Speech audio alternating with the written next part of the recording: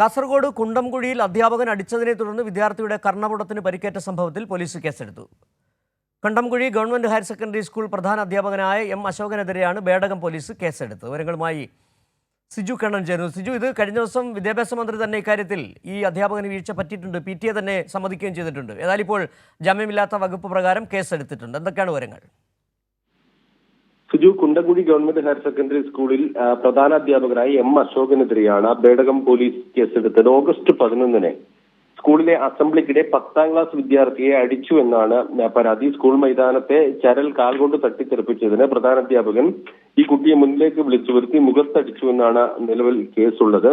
ഭാരതീയ ന്യായ സംഹിതയിലെ 126/2, 115/2, juvenile justice act 75 വകുപ്പുകൾ പ്രകാരമാണ് അധ്യാപകനെതിരെ കേസെടുത്തത്. സംഭവത്തിൽ സംസ്ഥാന ബാലാവകാശ കമ്മീഷനും സ്വമേധയാ കേസെടുത്തിരുന്നു.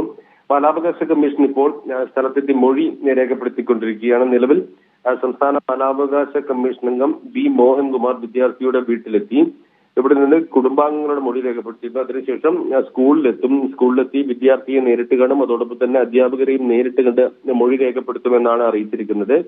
കുട്ടിയുടെ മുഖത്തടിച്ചത് ഒരിക്കലും നടക്കാൻ പാടില്ലാത്ത സംഭവമാണെന്നാണ് ബാലാവകാശ കമ്മീഷനും പ്രതികരിച്ചിരിക്കുന്നത്. കർശനമായ നടപടി സ്വീകരിക്കുമെന്ന് അറിയിച്ചിട്ടുണ്ട്. ഈ സംഭവത്തിൽ പോലീസിൽ നിന്നും DDയിൽ നിന്നും റിപ്പോർട്ട് ബാലാവകാശ കമ്മീഷൻ തേടിയിട്ടുണ്ട്. അതേസമയം തന്നെ കേസ് ഒഴിവാക്കാൻ പണം വാഗ്ദാനം ചെയ്തു എന്ന തരത്തിൽ ആരോപണമുണ്ടായിരുന്നു. എന്നാൽ ഇക്കാര്യം നിഷേധിച്ചിട്ടുണ്ട്.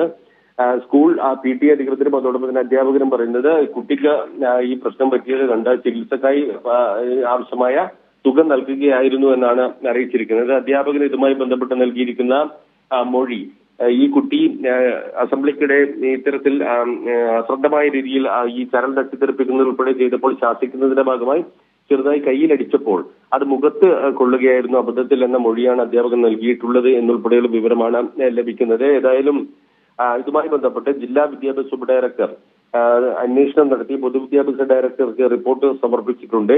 മർദ്ദനമേറ്റ വിദ്യാർത്ഥിയുടെയും ഹെഡ്മാസ്റ്ററുടെയും മൊഴിയെടുത്ത ശേഷമാണ് DDE TV മധുസൂദനൻ റിപ്പോർട്ട് സമർപ്പിച്ചത്. സംഭവത്തിൽ വിദ്യാഭ്യാസ മന്ത്രി V. ശിവൻകുട്ടി അടിയന്തരമായ റിപ്പോർട്ട് സമർപ്പിക്കാൻ DDEയോട് ആവശ്യപ്പെട്ടിരുന്നതിന്റെ അടിസ്ഥാനത്തിലാണ് അന്വേഷണം നടത്തി റിപ്പോർട്ട് സമർപ്പിച്ചത്. പൊതുവിദ്യാഭ്യാസ ഡയറക്ടർ ഷാനവാസ് IAS റിപ്പോർട്ടിന്മേൽ തുടർ നടപടികൾ സ്വീകരിക്കും. ഈ സംഭവവുമായി ബന്ധപ്പെട്ട് കർശനമായ നടപടി സ്വീകരിക്കണമെന്നാവശ്യപ്പെട്ട് SFI ഉൾപ്പെടെയുള്ള വിദ്യാർത്ഥി സംഘടനകൾ സ്കൂളിൽ പ്രതിഷേധം സംഘടിപ്പിച്ചിരുന്നു. സിജു, ഈ വിദ്യാർത്ഥിയുടെ ആരോഗ്യസ്ഥിതി എങ്ങനെയുണ്ട്? ഇപ്പോൾ എവിടെയാണ് ചികിത്സിക്കുന്നത്?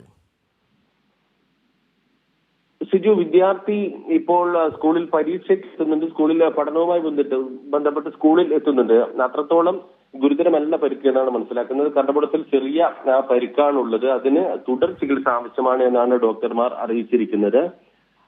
ഈ പരിക്കുമായി ബന്ധപ്പെട്ടുള്ള ചികിത്സകൾ നടത്തുന്നതിനൊപ്പം തന്നെ സ്കൂളിൽ എത്തുന്നതിന് കുട്ടിക്ക് തടസ്സമില്ല എന്നാണ് മനസ്സിലാക്കുന്നത്. ഓണവുമായി ബന്ധപ്പെട്ട പരീക്ഷകൾ, ഓണാവധിയുമായി ബന്ധപ്പെട്ടുള്ള പരീക്ഷകൾ ഇപ്പോൾ സ്കൂളിൽ നടന്നു വരികയാണ്. ആ പരീക്ഷയ്ക്ക് കുട്ടി നിലവിൽ ആ സ്കൂളിൽ എത്തുന്നുണ്ട്. ശരി, സിജു കണ്ണനാണ് വിവരങ്ങൾ നൽകിയത്. കാസർഗോഡ് കുണ്ടംകുഴിയിൽ വിദ്യാർത്ഥിയെ മർദ്ദിച്ച് കർണപുടത്തിന് പരിക്കേൽപ്പിച്ച അധ്യാപകന് എതിരെ കേസെടുത്തു. ജാമ്യമില്ലാ വകുപ്പുകൾ ചേർത്താണ് കേസ് എടുത്തിരിക്കുന്നത്. വിവരങ്ങളാണ് സിജു കണ്ണൻ നൽകിയത്.